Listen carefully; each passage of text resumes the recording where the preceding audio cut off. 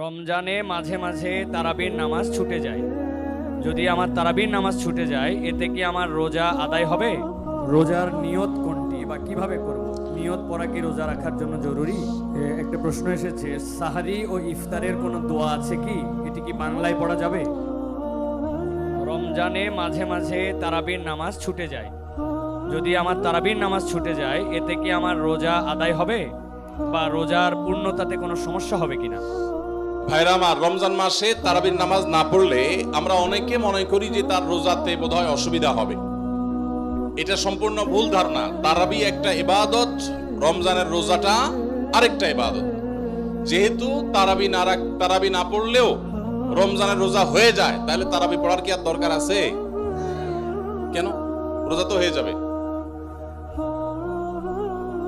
আলাদা ইবাদত।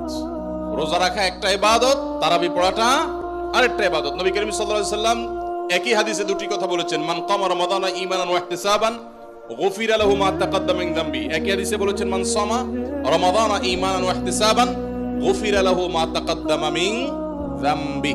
যে ব্যক্তি ঈমান এবং ইখলাসের সাথে রমজানের রোজা রাখবে, আল্লাহ তার পূর্বের গুনাহ মাফ করবেন। যে তারাবি পড়বে, তারও পূর্বের গুনাহ মাফ করবেন ইনশাআল্লাহ। এজন্য ভাইরা, তারাবির নামাজ পড়তে হবে। এটা সুন্নাহ, গুরুত্বপূর্ণ সুন্নাহ, সাধারণ সুন্নাহ না। নবী সাল্লাল্লাহু আলাইহি সাল্লাম ছাড়েন নাই, সাহাবীরা ছাড়েন নাই। কোনো ওযর ছাড়া তারাবি ছাড়া যাবে না। জামাত ছুটে গেলে একা একা হইলেও পড়বেন, কিন্তু কোনো কারণে পড়তেই পারলেন না, সফরে আছেন, ট্রাভেলে আছেন, বাসে ছিলেন, ট্রেনে ছিলেন, নাইটে সফর করেছেন, তারাবি পড়তেই পারেন নাই, ইনশাআল্লাহ আপনার রোজা হয়ে যাবে। তাই বলে তারাবিকে অনেকে অবহেলা করেন আজকাল, যেটা তো সুন্নাত, না পড়লেই কি? এই অবহেলাটা আরেকটা দোষের। তাহলে আমাদের মধ্যে দুইটাই সীমালঙ্ঘন। কেউ মনে করেন তারাবি না পড়লে রোজাই হবে না, এটা হলো বাড়াবাড়ি। আবার অনেকে মনে করেন তারাবি না পড়লেই বা কি, এটা হলো ছাড়াছাড়ি। এই বাড়াবাড়ি এবং ছাড়াছাড়ির মধ্যে আমাদের থাকতে হবে। আল্লাহ আমাদের তৌফিক দান করুন। রোজার নিয়ত কোনটি বা কিভাবে করব? নিয়ত পড়া কি রোজা রাখার জন্য জরুরি? নিয়ত তো সমস্ত ইবাদতের জন্য জরুরি, কিন্তু নিয়ত করা জরুরি, নিয়ত বলা জরুরি না। নিয়ত করা এক জিনিস আর নিয়ত বলা আরেক জিনিস। মুখে নিয়ত বলে আর অন্তরে নিয়ত করে। অন্তরে নিয়ত করে আর মুখে নিয়ত বলে। ইবাদতের মধ্যে নিয়ত করা ফরজ। রোজার জন্য নিয়ত ফরজ, নামাজের জন্য নিয়ত ফরজ, কিন্তু নিয়ত বলাটা ফরজ বা সুন্নাত কোনোটাই না। আমরা যে রোজার নিয়ত শুনছি, নাওয়াইতু আন আসুমা গাদান, আছে না?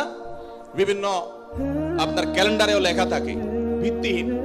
নবী করিম সাল্লাল্লাহু আলাইহি সাল্লামের কোন জয়ীফ জাল হাদিসেও এরকম রোজার কোন নিয়তের কথা কোথাও বর্ণিত হয় নাই। ইসলামের নামে নকল আমল করলে সওয়াব হবে না গুনাহ হবে? খবরদার। এই জন্য আমরা মেহেরবানি করে, আমি কি জন্য ভোর রাতে উঠছি? সারি খেতে উঠছি। সারি খেতে উঠছি মানে কালকে রোজা রাখবো, এটাই তো আমার নিয়ত। মনের ইচ্ছা আছে, ইন্টেনশন আছে, এটাই নিয়ত। মুখে আলাদা নিয়তের উচ্চারণ দরকার নাই। একটা প্রশ্ন এসেছে, সাহারি ও ইফতারের কোনো দোয়া আছে কি? এটি কি বাংলায় পড়া যাবে? ইফতারের আমরা দোয়ার কথা জানি ভাই। ইফতারের একটা কমন দোয়ার কথা আমরা জানি, আরেকটা দোয়া আছে আনকমন, যেটা আমরা জানি না। দুইটা দোয়া আমি বলছি। এক নম্বর হলো ইফতারের দোয়া, যেটা কমন আমরা জানি, সেটা হলো আল্লাহুম্মা লাকা সুমতু ওয়া আলা রিজকিকা আফতারতু। এর অর্থ হলো, হে আল্লাহ, আপনার জন্য আমি সিয়াম সাধনা করেছি, রোজা রেখেছি, আর আপনার উদ্দেশ্যেই আমি ইফতার করেছি, অর্থাৎ আপনার নির্দেশের পালনার্থে আমি ইফতার করেছি। এই যে আল্লাহুম্মা লাকা সুমতু ওয়া আলা রিজকিকা আফতারতু, এটা ইফতারের একটা দোয়া। আরেকটা দোয়া হলো যাহাবাজ জামা ওয়াবতাল্লাতিল উরুক ওয়া সাবাতাল আজরু ইনশাআল্লাহ। অনেকে এটা জানেন, মাশাআল্লাহ। যাহাবাজ জামা গেছে, ওয়াবতাল্লাতিল উরুক, আমার শিরা উপশিরাগুলো সব সিক্ত হয়ে গেছে, ওয়া সাবাতাল আজরু ইনশাআল্লাহ, এবং আল্লাহ চাহেন তো এই রোজার বিনিময় আমার জন্য অবধারিত হয়ে গেছে। এই যে দোয়া ইফতারের, এটা কি ইফতারের আগে করবেন না মাঝখানে করবেন না শেষে করবেন?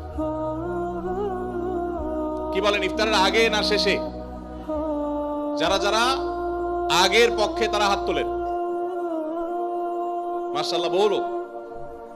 ভাইরা আমার, এই দোয়া ইফতারের পরে করবেন, আগে না। অনেকেই এই ভুলটা জানেন। অনেকে মনে করেন যে আগেই করতে হয়, আগে না। ইফতারের দোয়া কখন করবেন? ইফতারের শব্দের অর্থের দিকে খেয়াল করলে তো দেখতে পারেন, পিপাসা দূর হয়ে গেছে, শিরা উপশিরা সিক্ত হয়ে গেছে, এটা কি ইফতারের আগে হয় না পরে হয়? তাহলে আল্লাহুম্মা লাকা সুমতু ওয়া আলা রিজকিকা আফতারতু, আল্লাহ তোমার জন্য রোজা রাখলাম, তোমার রিজিক দিয়ে ইফতার করলাম, এটা কি আগে না পরে? পরে। অতএব এটা ইফতারের পর। তাহলে ইফতারের শুরুতে কি পড়বেন? বিসমিল্লাহ। বিসমিল্লাহ বলে যে কোনো খাবার খান, ইফতারও খাবেন, ইফতার খেয়ে ফেলছেন, 2-4 লোকমা খেয়েছেন, একটু পানি খেজুর খেয়েছেন, তারপরে দোয়া পড়তে পারেন, আর চাইলে একদম শেষ করেও পড়তে পারেন। আর এটা নিজের ভাষায় পড়লে হয়ে যাবে, কিন্তু সুন্নাত হবে, বেশি উত্তম হবে নবীজির ভাষায় পড়তে পারলে, সরাসরি আরবি টেক্সটটা পড়তে পারলে। আল্লাহ আমাদেরকে তৌফিক দান করুন। বাথরুমে অজু করার বিধান কি? একটা মোস্ট কমন প্রশ্ন, বাথরুমে ওযু করার বিধান কি? ভাইরা আমার, বাথরুমের ভেতরে কমোড বা প্যান, এটার সাথে আপনার ওযুর যে টেপ বা বেসিন, এটার যদি কোনো পার্থক্য না থাকে, অর্থাৎ মাঝখানে কোনো আড়াল বা ব্যবধান না থাকে, তাহলে এই জায়গায় ওযু না করে ওযুটা বাহিরে কোনো টেপে করা উত্তম। কেন?